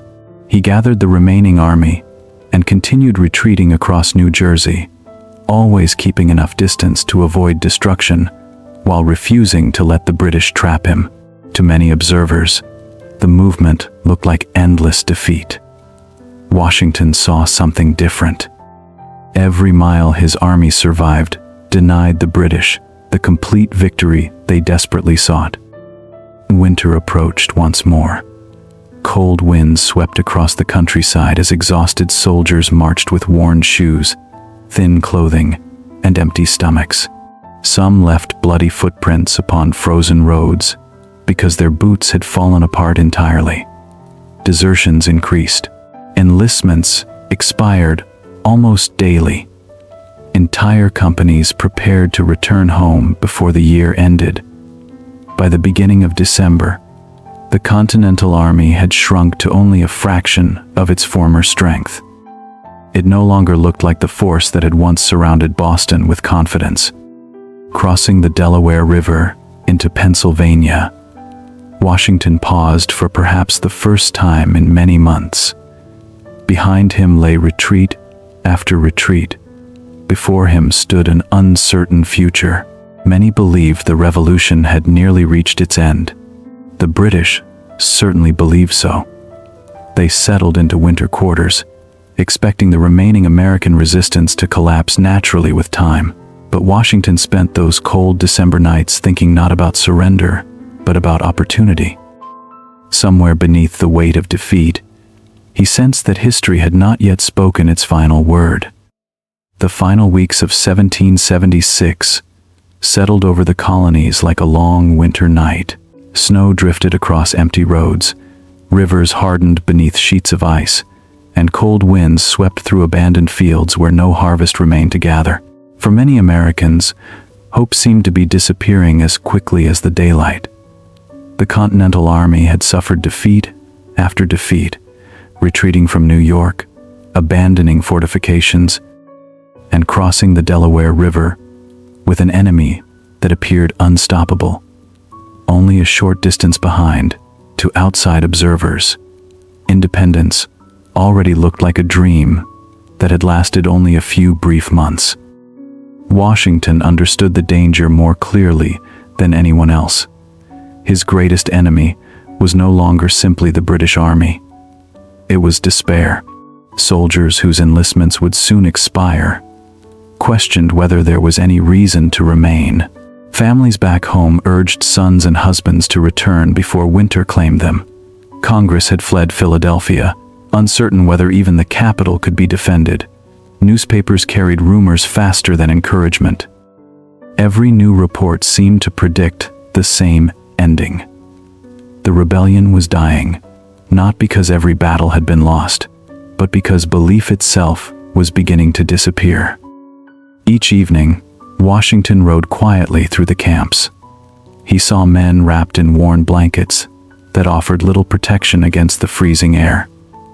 Many had no proper shoes, strips of cloth, and pieces of leather-covered feet that had long since outlasted their boots. Smoke drifted from small campfires, where exhausted soldiers warmed frozen hands before another sleepless night. Hunger had become as familiar as the cold. There were too few supplies, too little food, and almost no certainty about tomorrow. Still, many remained because they trusted the man who continued sharing every hardship beside them. It would have been easy for Washington to accept the situation as hopeless. No one could have blamed him for preserving what remained of his army until spring. Many commanders would have chosen caution above all else. Yet Washington believed something dangerous about human nature. He understood that armies do not collapse only because they lose battles. They collapse when they stop believing that victory remains possible. If nothing changed before the end of the year, thousands of enlistments would expire, and the Continental Army might simply dissolve without another major engagement. Therefore, during those bitter December nights, Washington began considering an idea that many officers regarded as reckless. Intelligence reports indicated that a force of German soldiers serving the British Crown occupied the town of Trenton across the Delaware River. The garrison appeared confident, perhaps too confident. Believing the American army broken beyond recovery, they relaxed their guard as Christmas approached. Washington saw something others overlooked. Sometimes, the strongest enemy becomes vulnerable, precisely because he believes the struggle has already ended. Planning the attack demanded absolute secrecy. Only a small circle of trusted officers learned the full details. The operation required thousands of soldiers to cross an ice-filled river in darkness, march several kilometers through freezing weather, and launch a surprise assault before dawn. Every part of the plan depended upon precise timing. If the crossing took too long, daylight would expose the army. If the weather worsened, the artillery might never reach the opposite shore. If the enemy received even a single warning, the entire expedition could become another disaster. The evening chosen for the operation arrived beneath heavy clouds. Freezing rain mixed with sleet, while powerful winds swept across the Delaware. Huge blocks of drifting ice crashed against boats, attempting to reach the far bank. Experienced watermen struggled to keep the vessels under control, as soldiers waited patiently along the shore. Horses became restless. Artillery crews fought desperately to prevent heavy cannon from sliding into the river. Several officers quietly wondered whether the attack should be abandoned altogether. The conditions seemed almost impossible. Washington never gave the order to turn back. Standing near the river, wrapped against the bitter wind, he watched one boat after another disappear into darkness. Every crossing demanded extraordinary effort. Men pushed through freezing water, hauled equipment across slippery banks, and helped exhausted comrades climb onto solid ground. Hours passed far more slowly than anyone had expected. The timetable carefully prepared during previous days gradually slipped away. Before the last soldiers reached the opposite side, dawn was already approaching. Under ordinary circumstances, a delayed operation might have been canceled immediately. Surprise appeared almost impossible now. Yet Washington understood that retreat carried its own dangers. The men had already endured the crossing. Returning, without attempting the attack, would crush whatever confidence still remained. He made the decision to continue. The army formed into marching columns and moved silently toward Trenton through snow, sleet, and bitter cold. Many soldiers wrapped pieces of cloth around their muskets to keep moisture away from the locks.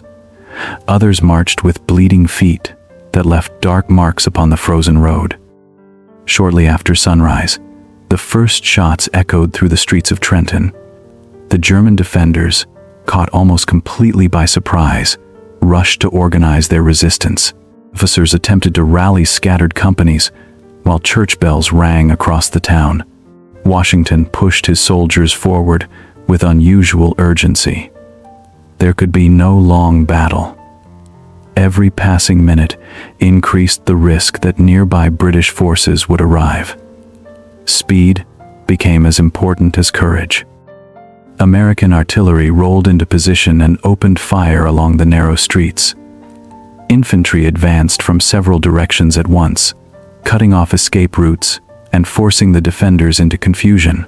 Despite determined resistance from many German soldiers, the attack unfolded too quickly for them to recover. Within a short time, organized resistance collapsed. Hundreds of prisoners were captured. Valuable weapons, ammunition, and supplies fell into American hands. Remarkably, Washington's army achieved the victory with very few casualties of its own. The military importance of Trenton reached far beyond the number of prisoners taken that morning. The battle restored something even more valuable than captured artillery. It restored confidence. Across the colonies, newspapers that had recently predicted failure now carried astonishing news. The Continental Army was still alive.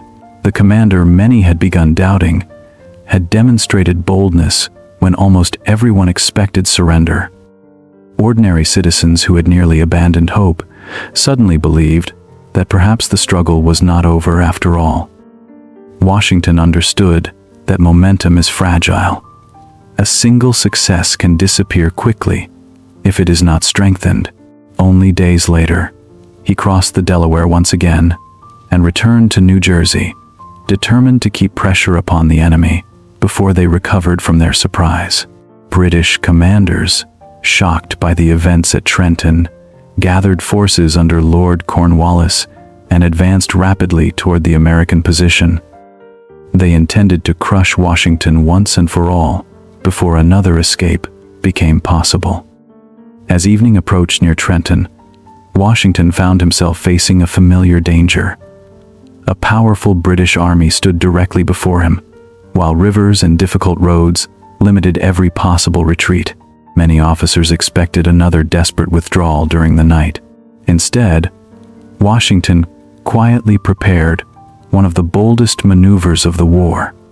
Campfires continued burning throughout the evening. Small groups of soldiers remained behind, making noise with shovels and axes to convince the British that defensive works were still being strengthened. From a distance, everything suggested that the Americans intended to stand and fight at sunrise. Under the cover of darkness, however, the main army slipped silently away. Wheels were wrapped with cloth to reduce noise. Orders were whispered rather than shouted. Guided by local knowledge, the Continental Army marched around the British flank instead of retreating directly. By dawn, Washington had reached the road leading toward Princeton, where another British force stood unexpectedly in his path. Once again, he had transformed what appeared to be defeat into an opportunity the enemy never anticipated. The battle at Princeton unfolded with fierce determination. During the early stages, American troops briefly wavered beneath disciplined British fire. Some units began falling back, and confusion threatened to spread across the field. At that critical moment, Washington rode directly toward the front, placing himself between his own soldiers and the advancing enemy. Officers watching nearby later admitted they believed they were witnessing the final moments of their commander's life. Smoke surrounded him. Musket balls passed through the air. Yet somehow, he remained untouched. Seeing Washington calmly exposed beneath enemy fire changed something within the men around him. Soldiers who had begun retreating halted, reformed their lines, and advanced once more. The attack regained its momentum. British resistance gradually weakened before finally collapsing. Princeton became another unexpected victory, achieved not through overwhelming numbers but through speed, deception, and unwavering determination. The campaign that had begun in despair ended with renewed confidence throughout the colonies. Those two victories did not end the war. They did something far more important. They proved that the British Army could be surprised, outmaneuvered, and defeated. They reminded Congress that the Revolution still possessed a future worth supporting. They persuaded countless soldiers to remain with the Army beyond the expiration of their enlistments. Above all, they confirmed a lesson Washington had slowly learned through years of failure and hardship. Winning every battle was never the key to independence. Keeping hope alive long enough for history to change was the greater victory. The victories at Trenton and Princeton did not bring peace. They brought time. For the first time in many months, Washington possessed something more valuable than captured cannon or abandoned supplies. He possessed breathing room. The revolution had stepped back from the edge of collapse.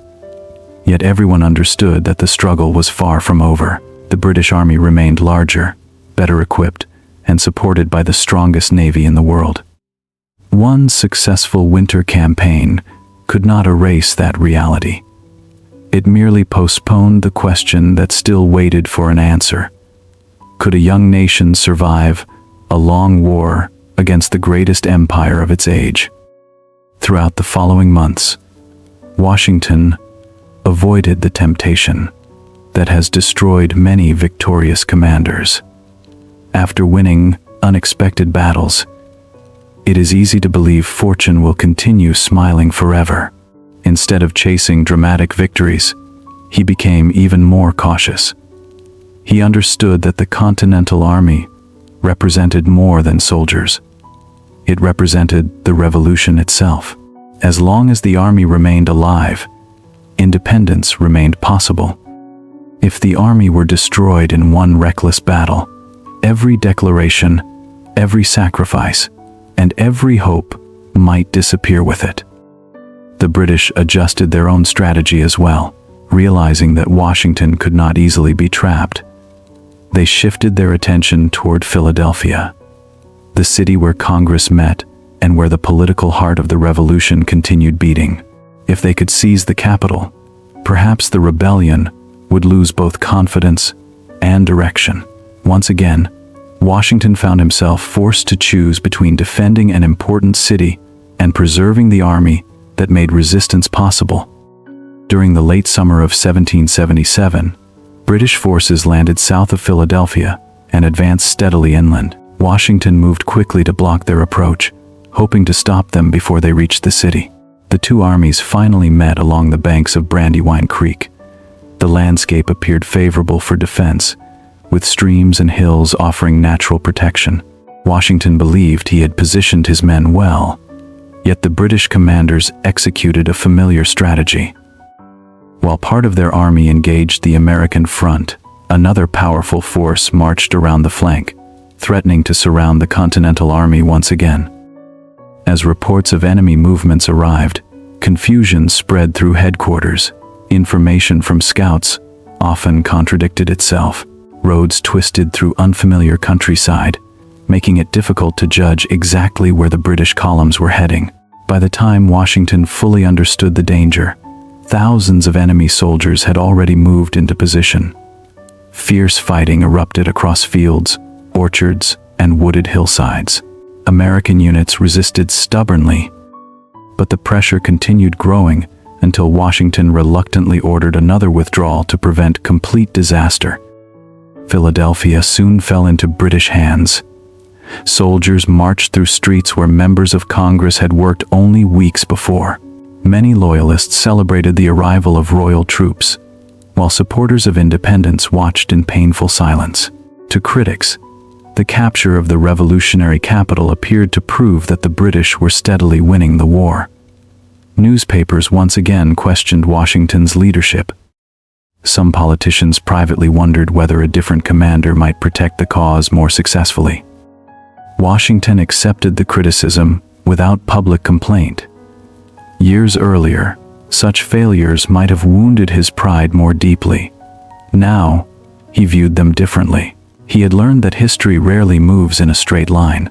One lost city did not necessarily mean one lost nation. Governments could relocate. Assemblies could meet elsewhere. But if the army disappeared, there would be no force left capable of defending any future government. Painful as the loss of Philadelphia was, Washington refused to risk everything merely to recover buildings and streets. Only weeks later, another fierce engagement unfolded near Germantown. Before dawn, Washington launched an ambitious attack against British positions surrounding the city. Thick morning fog covered the countryside, reducing visibility until friend and enemy became difficult to distinguish. At first, the surprise worked. American troops pushed forward with determination, forcing parts of the British line backward. Then, confusion slowly took control. Units became separated inside the heavy mist. Officers struggled to locate one another. Gunfire echoed through the fog from directions no one expected. Several American formations mistakenly fired upon their own comrades, believing them to be advancing British troops. What had begun with confidence gradually unraveled into disorder. Washington attempted to restore coordination, but visibility remained poor, and messages traveled too slowly across the battlefield. The British recovered from the initial shock and organized an effective defense. Once again, Washington ordered a withdrawal before confusion turned into catastrophe. Another battle had ended without victory. Another opportunity had slipped away. Yet something remarkable happened afterward. European observers, particularly in France, noticed not only the outcome, but the determination with which the Americans continued fighting, despite repeated setbacks. The year grew colder, and Washington faced another difficult decision.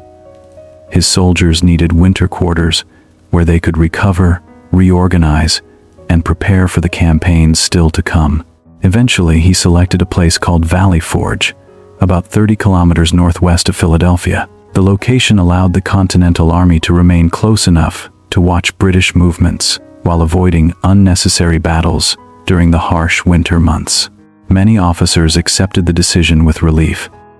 None of them yet understood how deeply that winter would test every person who entered the camp.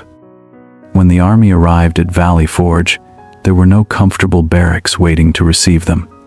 Forests surrounded the area, but little else. Before shelter could protect anyone from the weather, the soldiers themselves had to build it. Trees were cut down, one after another. Logs were dragged across frozen ground. Simple wooden cabins slowly appeared among the snow, each one offering only the most basic protection against wind and freezing temperatures. Men worked with aching hands because there was no alternative. Either they built shelter, or winter itself would claim them. Food shortages soon became severe. Supply wagons often failed to arrive on time, and when they did, the provisions were rarely enough for thousands of hungry soldiers. Bread disappeared quickly. Meat became scarce. Some days, entire units survived on little more than thin soup made from whatever ingredients could be gathered. Shoes wore out completely. Many soldiers wrapped cloth around bleeding feet before marching through snow.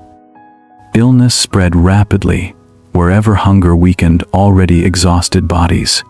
Fever, pneumonia, and disease claimed lives without firing a single shot. Later generations would remember Valley Forge mainly for suffering, and rightly so. Yet suffering alone does not explain why the place became so important. Hardship can destroy people, but it can also reshape them. Washington refused to abandon the camp despite every complaint and every difficulty. He visited the cabins regularly, speaking with officers, encouraging ordinary soldiers, and sharing the same uncertain future as the men under his command. He could not eliminate their hunger, but he could refuse to separate himself from it. During those bleak months, another figure quietly entered the story. a professional officer from Prussia named Friedrich Wilhelm von Steuben arrived at the camp, carrying experience gained from European armies. Although he spoke little English, he possessed an extraordinary understanding of military discipline and battlefield organization. With remarkable energy, he began training selected groups of soldiers before asking them to teach others. Instead of overwhelming inexperienced recruits with endless theory, he focused on simple movements repeated until they became instinct. Day after day, even as winter continued, the Continental Army practiced marching, loading muskets, maneuvering under fire, and responding to commands with increasing precision. Mistakes were corrected patiently. Routines became habits. Habits slowly became confidence. By the time spring approached, the army that emerged from Valley Forge was no longer the same collection of enthusiastic volunteers that had gathered outside Boston years earlier. It had become something much more dangerous. It had become a disciplined fighting force, capable of standing against professional European soldiers on far more equal terms. Washington often looked across the camp during those final weeks of winter and saw something few others fully recognized. Many of the faces surrounding him had changed forever.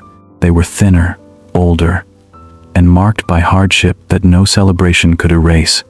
Yet, behind their exhaustion stood a quiet determination, stronger than anything he had witnessed before. They had survived hunger, cold, sickness, disappointment, and uncertainty together. An army built by shared suffering possesses a bond that victories alone can never create. Without knowing it, the men leaving Valley Forge were carrying with them the foundation upon which the future of the United States would eventually be built. When spring finally returned, the snow slowly disappeared from the fields around Valley Forge, revealing ground marked by months of hardship. Cabins still stood among the trees, their rough walls reminding every soldier of the winter they had survived together. Many who had entered the camp would never leave it. Disease, hunger, and exhaustion had claimed more lives than any single battle. Yet those who marched away carried something invisible that had not existed before. They were no longer simply volunteers from separate colonies. They had become an army bound together by shared suffering. Washington noticed the difference almost immediately. The soldiers moved with greater confidence. Commands passed more smoothly through the ranks. Loading drills that had once seemed awkward now became almost instinctive. Under the patient instruction of Baron von Steuben, ordinary farmers, blacksmiths, laborers, and merchants had learned to stand together like experienced professionals. Discipline no longer depended entirely upon Washington's presence. It had become part of the army itself, woven quietly into daily routine through repetition and perseverance. Only weeks later, the opportunity to test this transformation arrived. British forces under General Henry Clinton abandoned Philadelphia and began marching toward New York. The long column stretched for kilometers, accompanied by wagons, artillery, loyalist families, and enormous quantities of military supplies. Washington understood that this movement presented a rare opportunity. For the first time since the beginning of the war, he possessed an army capable of confronting British regulars in open battle with reasonable confidence. Many officers encouraged caution, remembering earlier defeats around New York. Others believed the time had finally come to prove that the Continental Army had become something entirely different. Washington listened carefully before making his decision. Years of experience had taught him never to confuse confidence with arrogance. Yet he also understood that an army can train forever without truly believing in itself until it faces a powerful enemy and refuses to break. Eventually, he ordered his forces to pursue the British across the hot countryside of New Jersey. The two armies met near a place called Monmouth. Unlike the frozen fields of Trenton or the forests of the frontier, the greatest enemy that day was neither musket fire nor artillery. It was the relentless summer heat. The air hung heavy above the fields. Soldiers collapsed from exhaustion before they ever reached the fighting. Canteens emptied quickly beneath the burning sun. Sweat-soaked uniforms until every movement became heavier than the last. Nature itself seemed determined to test both armies as severely as any commander could. The battle began with confusion. General Charles Lee, leading the American advance, became uncertain as the situation changed rapidly before him. Instead of pressing forward with confidence, portions of his force began retreating in disorder. Soldiers who had expected victory suddenly found themselves marching backward without understanding why. Word of the retreat spread quickly across the battlefield, carrying frustration and uncertainty through the American ranks. Once again, Washington saw the familiar shadow of collapse beginning to appear. Riding toward the front, at full speed, Washington encountered retreating soldiers moving in every direction. Eyewitnesses later described one of the few moments when his normally controlled temper erupted openly. He demanded explanations from confused officers, issued rapid orders, and immediately began reorganizing the broken lines. There was no time for lengthy discussions. Every passing minute increased the danger that the British would seize complete control of the battle. Washington's presence alone seemed to steady men who only moments earlier had believed the day already lost. Standing beneath intense enemy fire, Washington personally directed the placement of artillery and infantry across the rolling ground. Officers hurried to carry his instructions, while soldiers quickly formed new defensive positions. The army that answered those commands was no longer the frightened force that had retreated across New Jersey 2 winters earlier. Trained by hardship and discipline, the men held their ground with remarkable determination.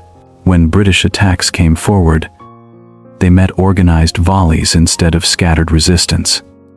The fighting continued throughout the scorching afternoon.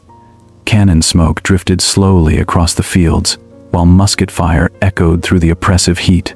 Both armies suffered heavily, not only from combat but from thirst and exhaustion.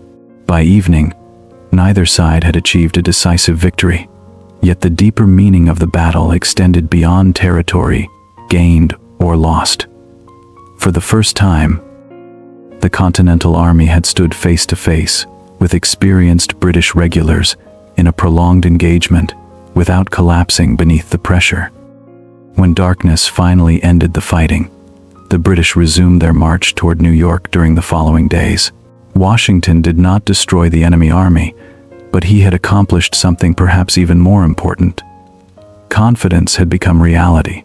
European officers observing the battle admitted that the Continental Army had matured into a disciplined military force worthy of serious respect. Valley Forge had not merely preserved the revolution, it had transformed it. While these events unfolded on land, another development across the Atlantic quietly changed the balance of the entire war. France, impressed by the American determination and encouraged by the victory at Saratoga, formally entered the conflict as an ally of the United States. What had once been a colonial rebellion now became part of a global struggle involving several of Europe's greatest powers. British commanders could no longer concentrate every resource upon crushing Washington. They now faced powerful enemies across oceans as well as across American fields. Washington welcomed the alliance with gratitude, but he remained realistic. Foreign assistance could strengthen the American cause, yet no ally would fight the revolution on behalf of the American people. The responsibility still rested upon the Continental Army. France could provide ships, soldiers, money, and supplies. But only Americans themselves could decide whether their independence deserved the sacrifices required to secure it. Washington never allowed hope to become dependence. The war entered a slower and more exhausting phase. Months often passed without decisive battles. Instead, both armies maneuvered carefully, protecting supply lines, gathering intelligence, strengthening alliances, and searching patiently for opportunities. To many civilians, the conflict appeared almost endless. Young boys who had watched the first shots fired at Lexington were becoming young men before peace seemed any closer. Farms struggled beneath the burden of war. Families endured long separations. Inflation weakened the economy. Weariness spread across the new nation almost as steadily as winter had once spread across Valley Forge. Throughout those difficult years, Washington's greatest achievement may not have been military brilliance alone. It was endurance. He refused to surrender when defeat appeared certain. He refused to become reckless when success briefly smiled upon him. Each decision reflected lessons learned over decades of hardship. He no longer searched for glorious victories that might end the war in a single afternoon. Instead, he sought something more patient and ultimately more powerful. He intended to preserve the army, exhaust the enemy, and wait until time itself began fighting alongside the American cause. By the beginning of the decade of the 1780s, subtle signs suggested that the balance was shifting. The British government faced enormous financial costs. Public support for the war weakened. Campaigns in the southern colonies produced victories, but failed to restore lasting control. Across the Atlantic, politicians increasingly questioned how much longer the empire could continue spending lives and treasure in a conflict that refused to end. Washington sensed these changes long before they became obvious. He understood that sometimes the strongest weapon available to a weaker nation is simply the determination to outlast an opponent who possesses greater strength but less patience. By the autumn of 1781, nearly 6 years had passed since Washington accepted command of the Continental Army. 6 years of marching through rain and snow. 6 years of victories that never seemed complete and defeats that never became final. Many of the young men who had first gathered outside Boston now carried gray in their faces rather than in their hair. Some walked with permanent injuries. Others no longer marched beside them at all. The revolution had become less a moment of excitement than a long test of endurance, asking the same difficult question year after year: who would surrender first? The answer was beginning to emerge. British strategy had gradually shifted toward the southern colonies, where commanders hoped loyalist support would restore royal authority. For a time, the plan appeared successful. Important cities fell under British control, and experienced officers won several impressive victories. Yet holding territory proved far more difficult than capturing it. Every success demanded more soldiers to defend roads, supply depots, and isolated outposts. The farther the British advanced, the longer and more vulnerable their lines of communication became. The empire possessed remarkable strength, but even great strength can be stretched until it begins to weaken. One British commander, Lord Charles Cornwallis, eventually moved his army into Virginia, believing that support from the Royal Navy would protect him. He established fortified positions around the small port town of Yorktown along the York River. The location seemed secure. British ships could supply the army from the sea, while strong earthworks guarded the landward approaches. To many observers, Cornwallis had placed himself in an excellent defensive position. What he could not yet see was that events unfolding far beyond Virginia were quietly closing every path of escape. Washington had spent years waiting for an opportunity exactly like this. He understood that defeating the British army in open battle remained extremely difficult. Trapping it, however, offered a different possibility. When news arrived that a powerful French fleet under Admiral de Grasse intended to sail toward the Chesapeake Bay, Washington immediately recognized the moment history had been preparing. If the French controlled the sea, while combined American and French armies surrounded Yorktown by land, Cornwallis could find himself completely isolated. The plan demanded extraordinary secrecy. Until the very last moment, Washington encouraged the British to believe that he intended another campaign against New York.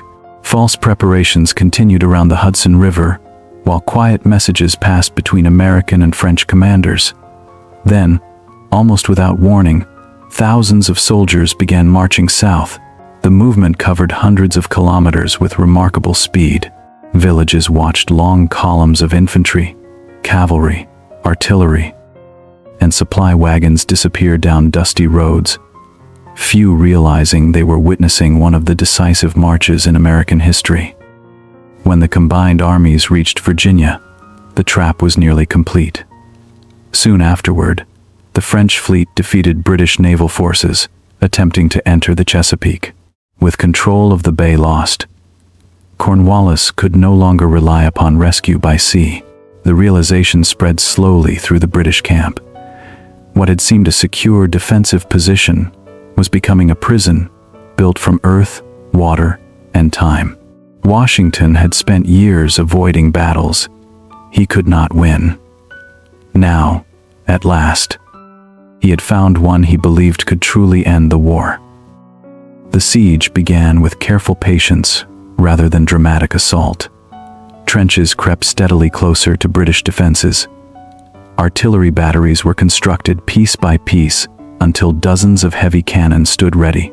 Then the bombardment began. Day after day, shells crashed into fortifications, shattered buildings, and filled the air with smoke and dust. British soldiers worked desperately to repair damaged defenses each night, only to watch them broken apart again the following morning. Every passing hour reduced both their supplies and their confidence. Washington visited the siege lines frequently, speaking with officers and observing the steady progress of the operation. He did not behave like a man intoxicated by approaching victory. Too many disappointments had taught him caution. He had seen opportunities disappear before.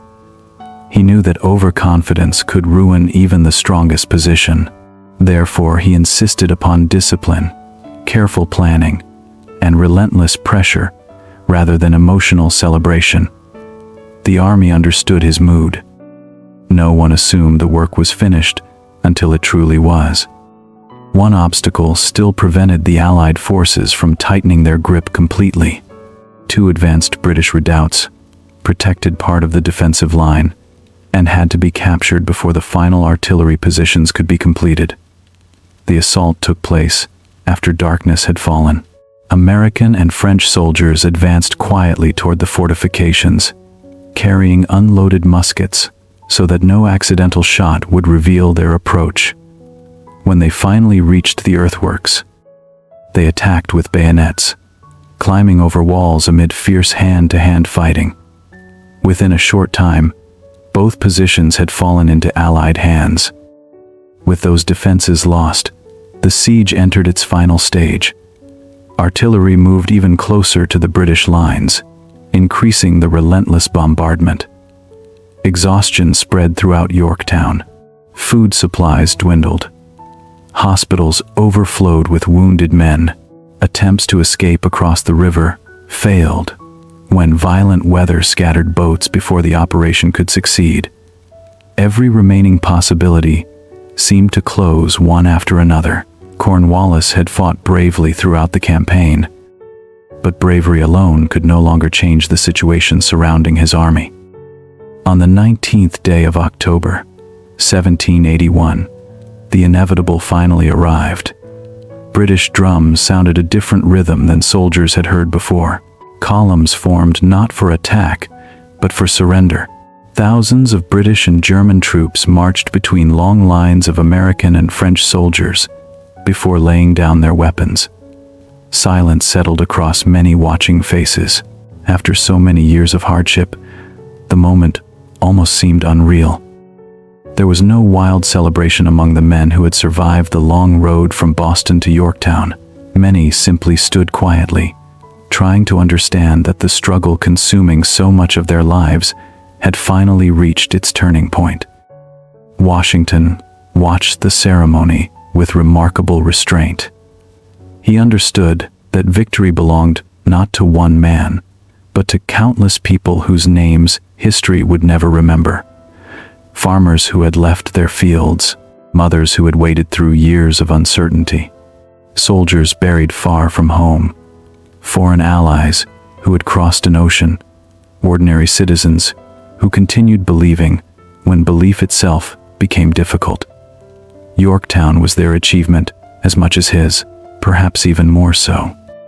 Although fighting continued in scattered places for some time, Yorktown effectively ended any realistic hope that Britain could restore control by military force.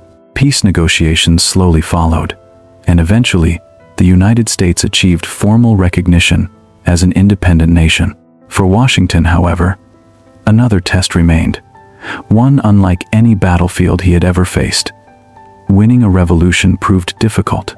Deciding what to do with victory would prove even harder. Many officers deeply respected him. Ordinary soldiers admired him. Throughout the new nation, countless citizens viewed him as the natural leader of the revolution.